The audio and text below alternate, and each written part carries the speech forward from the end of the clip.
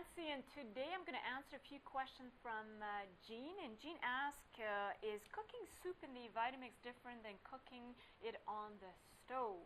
I tried your cabbage soup recipe and made it in the Vitamix blender and until it was hot and steamy. So Jean, it's a personal choice.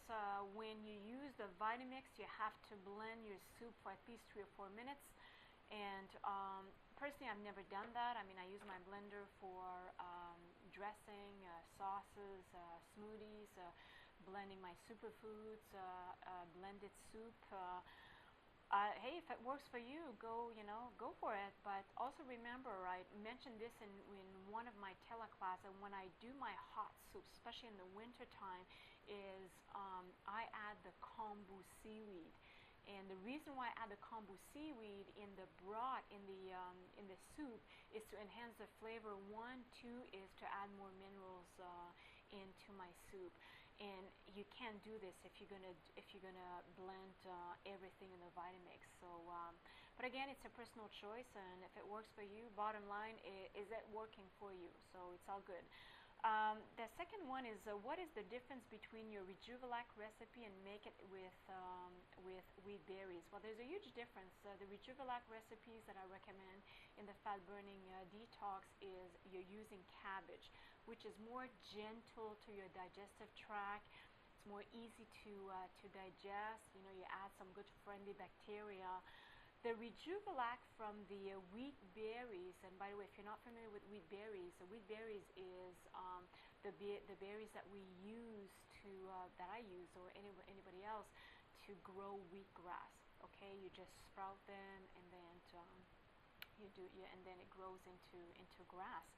But I'm not sure if you're familiar with, but at Prokity Health Institute in West Palm Beach, Florida, they were using the wheat berry Rejuvelac at some time into their protocol. And I'm not sure how long ago, maybe 15 years ago or maybe 10 years ago, I'm not sure. They stopped using Rejuvelac in their facility. And one of the reasons is because it was creating a lot of bad bacteria.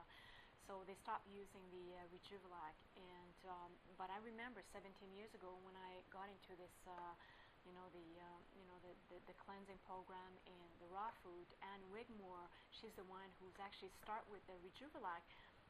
That's what she recommends. But I don't personally. I prefer the cabbage one. Again, like I mentioned, it's much easier to the digestive tract. And this is an issue right now. I mean, I would say 90% of our society has a sluggish digestive system, so you want to be careful with that. Again, it's a personal choice. If you're getting great result, bottom line, are you getting the result with wheat berries? So, and then the other question is, what do you think of making dehydrated food with a dehydrator? I have a dehydrator, and I use it. I don't use it as often as I used to. I think it's a transition when you get into more living food. And it's much better eating, dehydrated crackers, this is wheat crackers or any other crackers on the market. But you just want to be careful. I mean, crackers are dehydrated, so that doesn't replace, your salad or your greens or, your meals. It's a good filler. But again, it's dehydrated, and this is a lot of people when they make that transition. It's a good food to add because, again, you don't have to. This is a good substitute for any other crackers. The reason I don't have the dehydrated crackers recipe in my fat burning detox is I didn't want to complicate and add another step for people, especially during the 7-day detox. And I wanted to keep it simple. You'll see in my spring fat burning detox is I'm adding a few dehydrated recipes for crackers, the one that I use personally in my house. Okay, so but hey, go for it, absolutely, and just limit yourself. Remember the ratio 20-80% rules. It applies with the dehydrated food as well. So 80% it's your alkalizing food, and 20% it's your dehydrated crackers, and it's also your acid forming food.